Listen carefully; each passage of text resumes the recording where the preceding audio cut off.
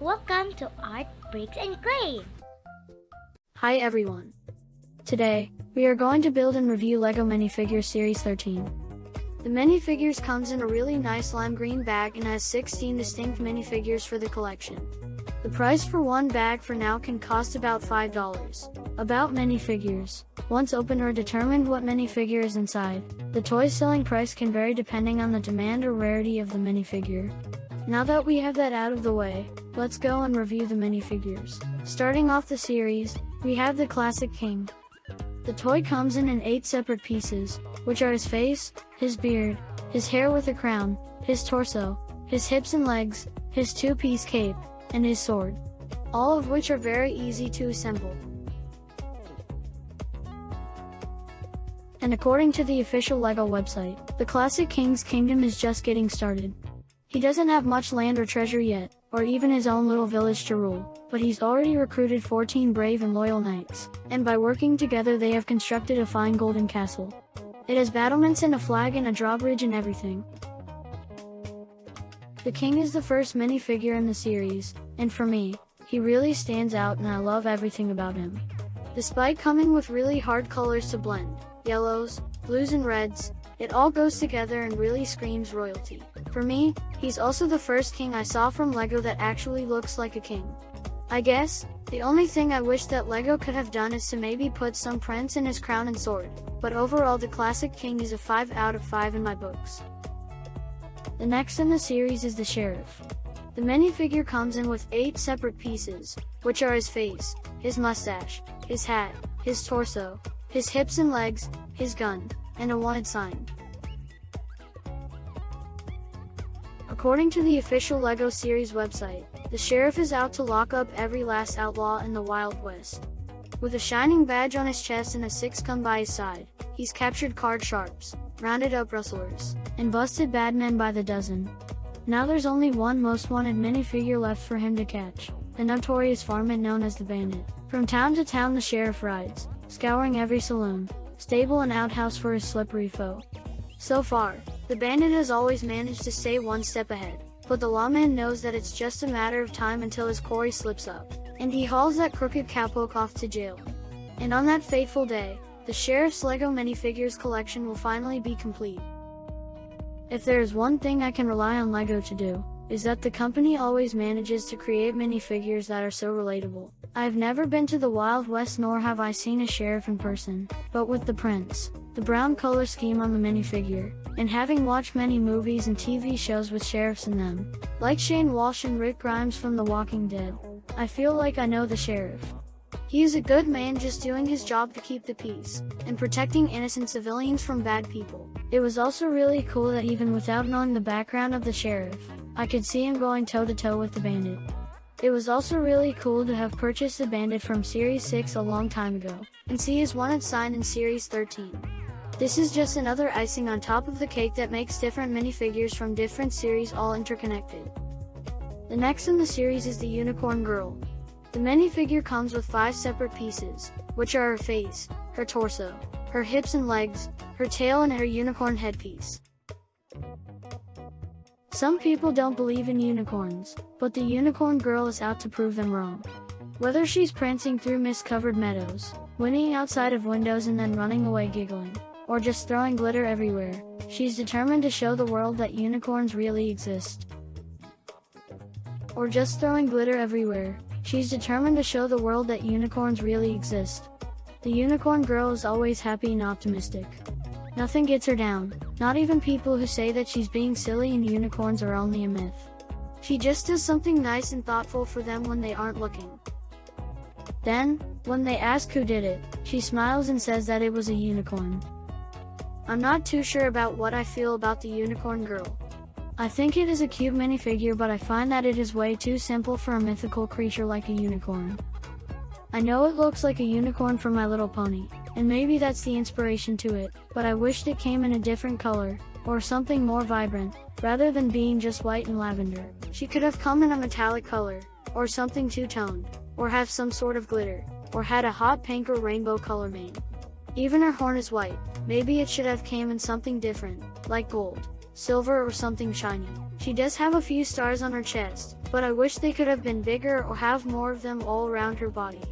With that said, I'm sure a lot of people will enjoy her as a toy. She's also a great addition to those who collect those costume-themed minifigures. The next in the series is the Snake Charmer. The minifigure comes in with 6 separate pieces, which are his face, his torso, his hips and legs, his turban headpiece and his cobra companion, though the cobra does not need to be assembled. According to the official LEGO website, the Snake Charmer is a real reptile expert. He likes lizards, adores alligators, and he's crazy about crocodiles, but what he really loves are snakes. He takes excellent care of his cobra, making sure that she's always kept at the correct temperature and fed the right foods, and in return she helps him to entertain audiences with their celebrated snake charming act. All he has to do is play a tune on his punji flute, and his cobra slithers, sways, and dances to the melody. It may look risky, but the Snake Charmer has had lots of practice, and he's very careful.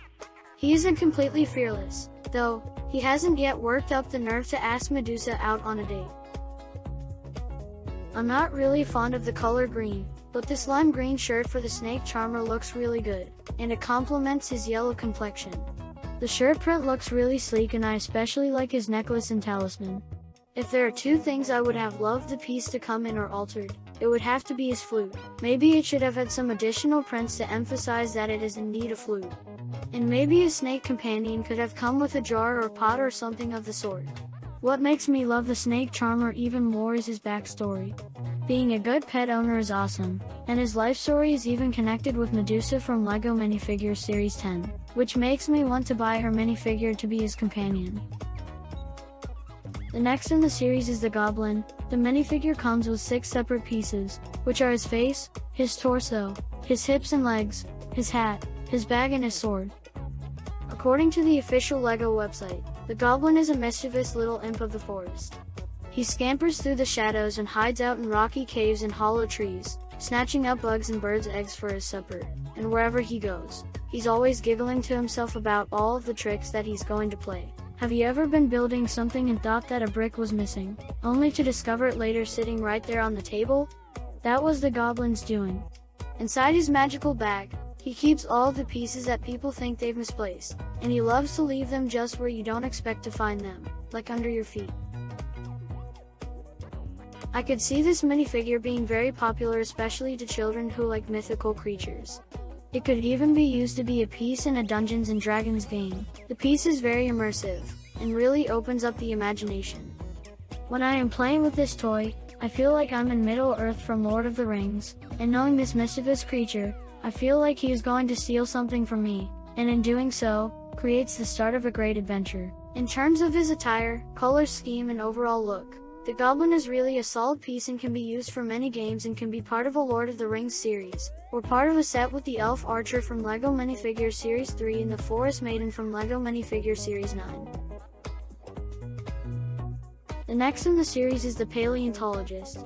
The minifigure comes with 6 separate pieces, which are her face, her torso, her hips and legs, her hat, a bone most likely from a dinosaur, and a fossil stone from a creature of centuries past.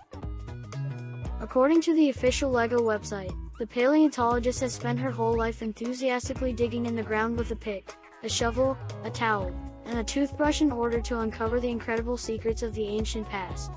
It isn't the cleanest job, but if she can discover a new tiny fossilized mammal tooth, or the feathery imprint of a previously unknown dinosaur species, she knows that she'll have done her part to help unlock the mysteries of prehistory. She's also the consulting expert and best pal of the Dino Tracker, who often enlists her fossil hunting colleagues' expertise to learn more about the time-lost dinosaurs that she's trying to capture.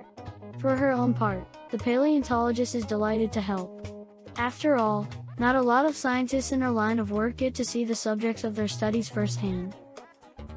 The Paleontologist is definitely a cool collection to the minifigure series as a whole.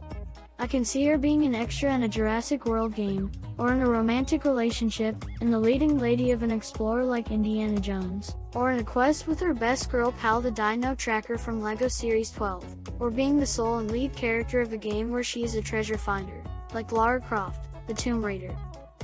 Overall, she is a fun piece and I don't think I have anything to add to her build to further enhance her being a paleontologist. I guess, If I would play with her, I'd let her time travel to the past to see actual live dinosaurs. I'm sure she would love that idea. The next in the series is the Alien Trooper. The Alien Trooper comes with 5 separate pieces, which are his head, his torso, his hips and legs, and his space gun, which comes in 2 pieces but are easy to assemble. According to the official LEGO website, slithering forth from the Toflakrev abyss in deepest uncharted space, the alien troopers have waited in cryogenic stasis for many long eons. Newly awakened by the explosion of a nearby sun, they have emerged from their silent slumber and resumed their ancient mission to rebuild the cosmos in their own pulsating tentacled image. But the galaxies have moved on during the thousands of years that the alien troopers have slept, and by now their technology has become woefully outdated. Who even uses a digital laser blaster these days? And so they face defeat on world after world, their hive minds unable to comprehend why everybody keeps giggling at the approach of their slow clunky rocket ships. I'm not very interested in space-themed movies, nor do I like space adventure, but that's the thing about the LEGO Minifigure series, they provide a wide variety of toys to choose from. Besides this, the Alien Trooper has a really nice color. He comes in pale olive and periwinkle blue, and the blend complements each other swimmingly, and gives off a very futuristic look. His torso design even has print in the back, a really nice detail to the Alien Trooper. I also would like to point out that his face, unlike most minifigure heads that come in a harder plastic, his face is slightly softer, almost as if you were touching an eraser.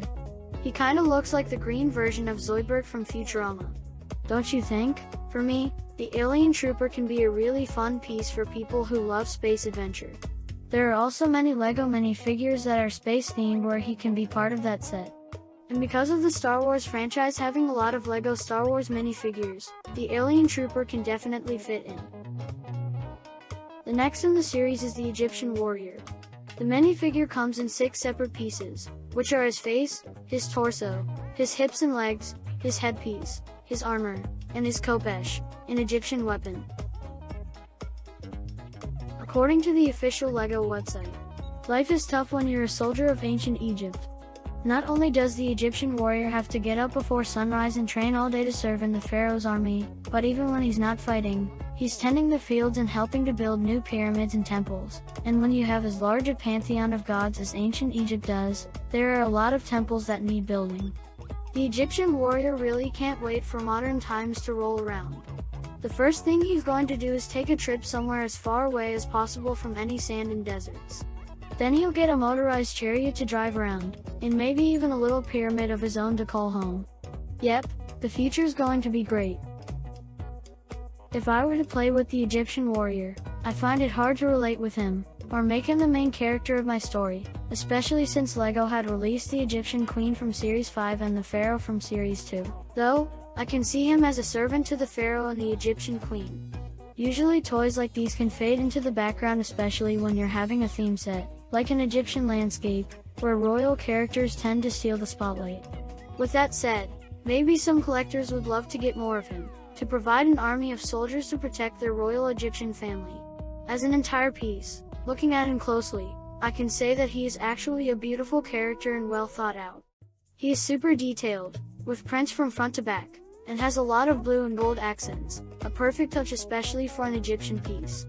He's a 5 out of 5 for me. I could also see him being an antagonist to the Paleontologist as she searches for something ancient. The Egyptian warrior could be someone who can try to stop her from unraveling an ancient evil that was never meant to be unraveled.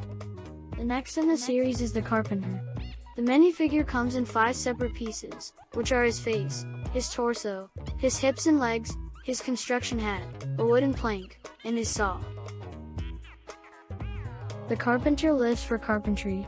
With the help of his saw and tool belt full of tools, he can turn a pile of freshly cut lumber into anything from a simple set of shelves to an elaborately crafted wardrobe, whistling all the while as he hammers, sands and polishes his latest wooden masterpiece. But while the Carpenter's creations may be flawless, the same can't always be said about his technique. He's often in such a hurry to finish his current project and move on to the next one that he doesn't take as much care as he should. His friends have gotten used to helping him out with all of his splinters and hammer-banged toes. The Carpenter for me is a very interesting piece.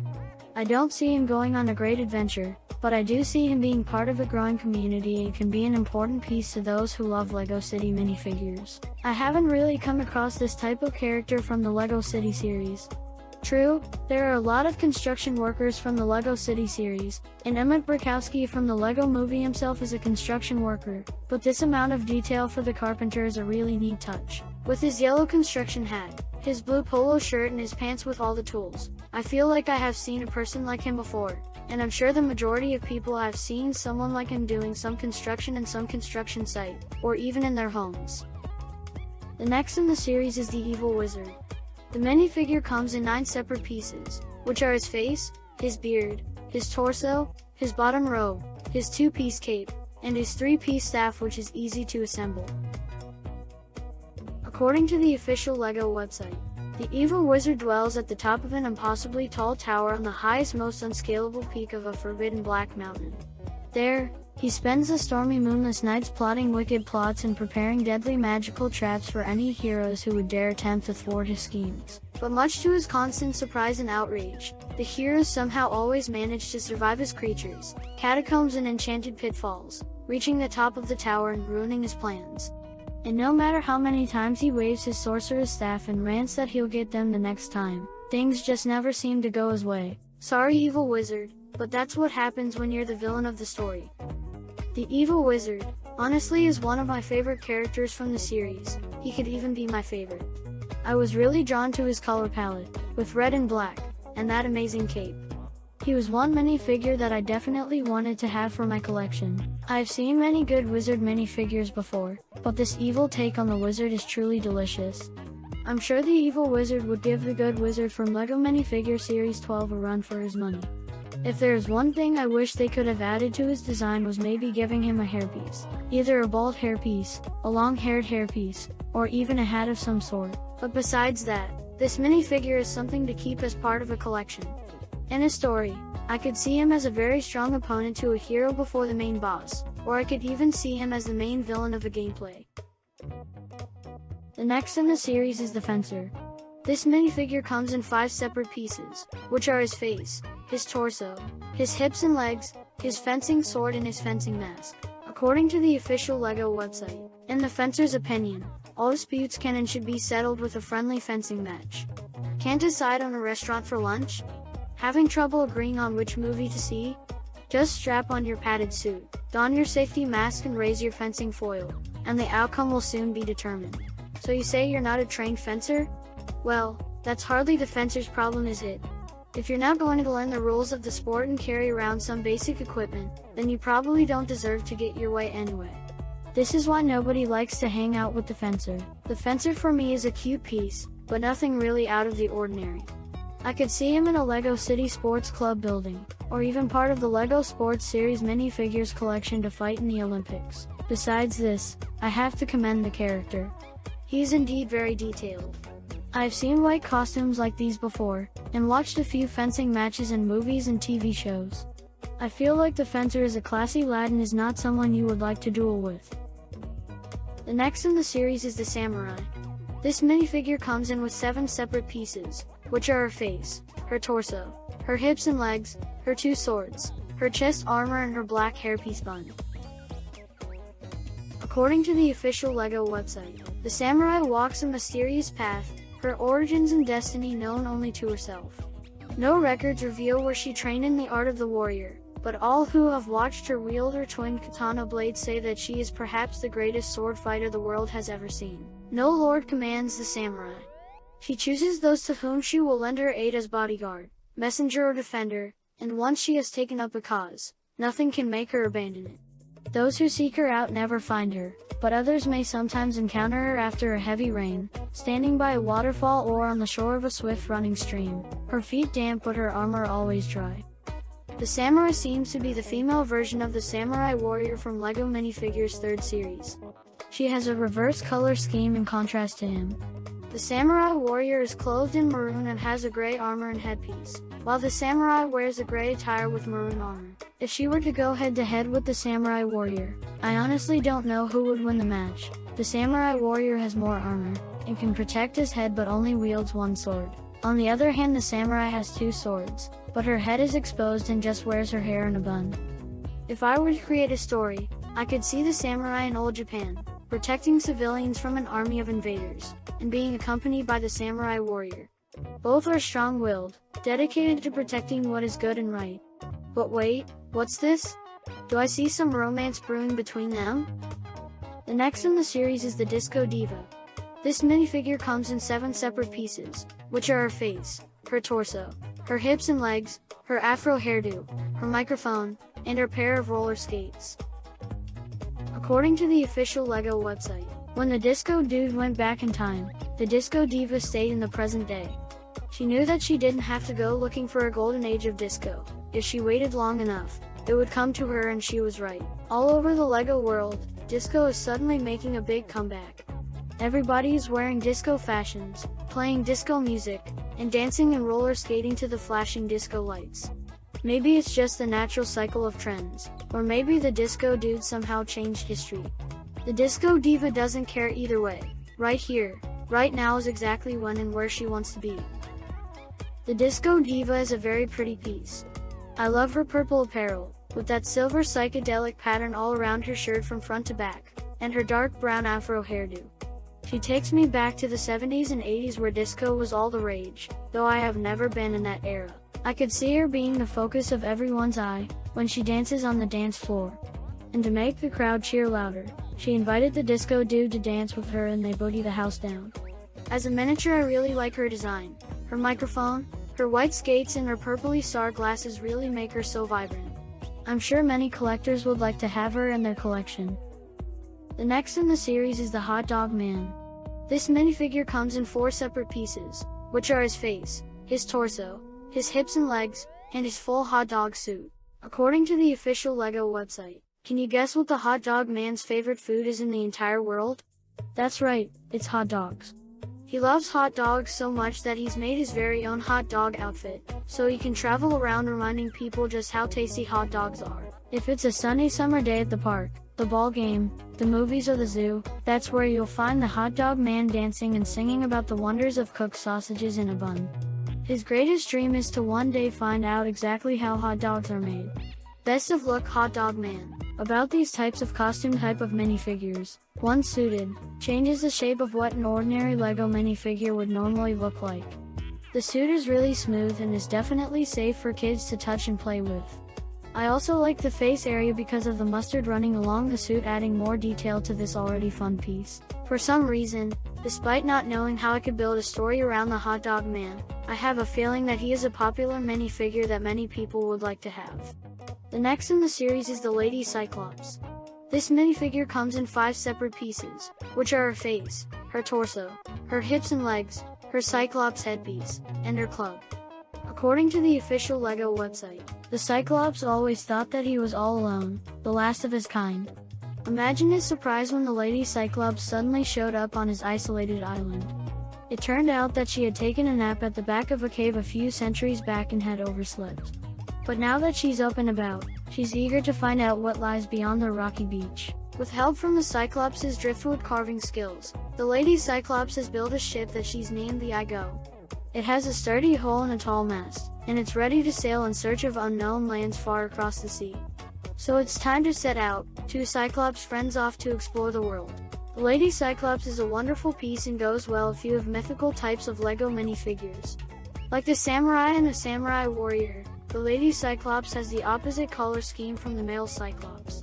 The male Cyclops is olive green all around and has a few accents of gray-blue. The Lady Cyclops, on the other hand, is gray-blue in color and has a few olive green accents in her clothing. And unlike the male Cyclops, she wears pink lipstick, giving a little more color to her somewhat bland type of color scheme. If I were to play with her, I could see her as this clever titan of some sort, guarding something that your main character needs to get. Being a mythical creature, I'm sure that she is no ordinary grunt and could even be a hard obstacle to battle for a prize. Teaming up with her male Cyclops counterpart, they could be a force not to mess with. They could even take on village settlements to claim their land as their own. I almost forgot to mention, the Lady Cyclops, like the male Cyclops, has 2 prints on their faces. One big open eye and the other is half open. The last in the series is the Galaxy Trooper.